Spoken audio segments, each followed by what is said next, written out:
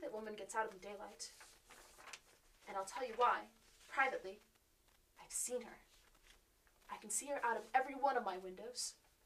It is the same woman, I know, for she is always creeping, and most women do not creep by daylight. I see her on that lawn road under the trees, creeping along, and when the carriage comes, she hides under the blackberry vines. I don't blame her a bit. It must be very humiliating to be caught creeping by daylight. I always lock the door when I creep by daylight. I can't do it at night, for I know John would suspect something at once. And John is so queer now that I don't want to irritate him. I wish he would take another room. Besides, I don't want anybody to get that woman out at night but myself. I often wonder if I could see her out of all the windows at once. But turn as fast as I can only see her out of one at a time. And though I always see her, she may be able to creep faster than I can turn. I watch her sometimes way off in the open country, creeping as fast as a cloud shadow in a high wind. If only that top pattern could be gotten off from the under one. I mean to try it little by little. I found out another funny thing, but I shan't tell it this time. It does not do to trust people too much. There are only 2 more days to get this paper off, and I believe John is beginning to notice. I don't like the look in his eyes. And I heard him ask Jenny a lot of professional questions about me. She had a very good report to give. She said I slept a good deal in the daytime. John knows I don't sleep well at night, for all I'm so quiet. He asked me all sorts of questions too, and pretended to be very loving and kind, as if I couldn't see through him. Still, I don't wonder he acts so, sleeping under this paper for 3 months. It only interests me, but I feel sure John and Jenny are secretly affected by it. Hurrah! This is the last day, but it is enough. John is to stay in town overnight, and won't be out until this evening. Jenny wanted to sleep with me, the sly thing, but I told her I should undoubtedly rest better for a night all alone. That was clever, for really I wasn't alone a bit. As soon as it was moonlight and that poor thing began to crawl and shake the pattern, I got up and ran to help her. I pulled and she shook, I shook and she pulled, and before morning we had peeled off yards of that paper. I struggled out as high as my head and half round the room. And then when the sun came and that awful pattern began to laugh at me, I declared I would finish it today. We go away tomorrow, and they're moving all my furniture down again to leave things as they were before. Jenny looked at the wall in amazement, but I told her merrily that I did it out of pure spite of the vicious thing. She laughed and said she wouldn't mind doing it herself, but I must not get tired. How she betrayed herself that time. But I am here, and no person touches that paper but me. Not alive. She tried to get me out of the room. It was too patent, but I said it was so quiet and empty and clean now that I believed I would lie down again and sleep all I could, and not to wake me even for dinner. I would call when I woke.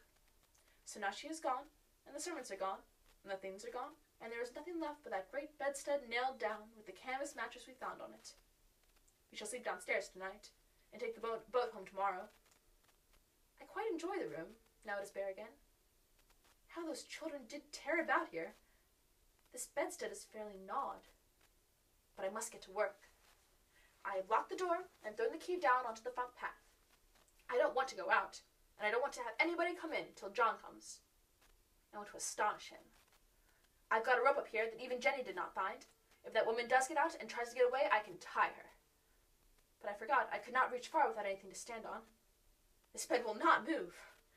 I tried to lift and push it until I was lame, and then I got so angry I bit off a little piece at the one corner, but it hurt my teeth. Then I peeled off all the paper I could reach, standing on the floor. It sticks horribly, and the pattern just enjoys it.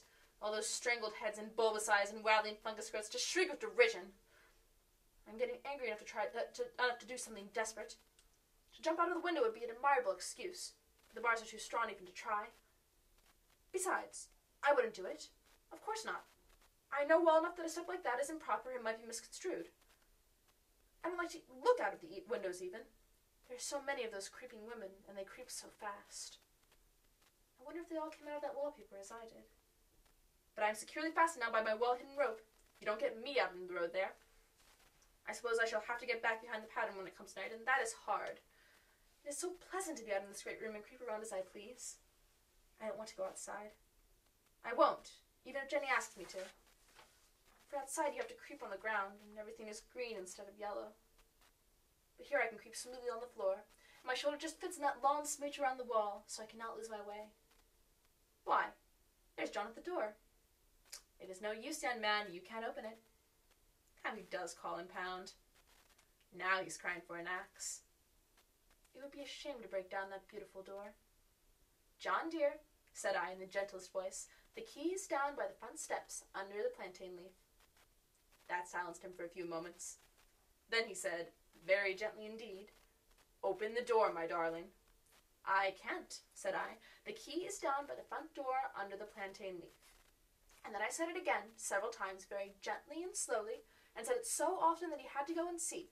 And he got it, of course, and came in. He stopped short by the door. What is the matter? He cried. For God's sakes, what are you doing? I kept on creeping just the same, but I looked at him over my shoulder.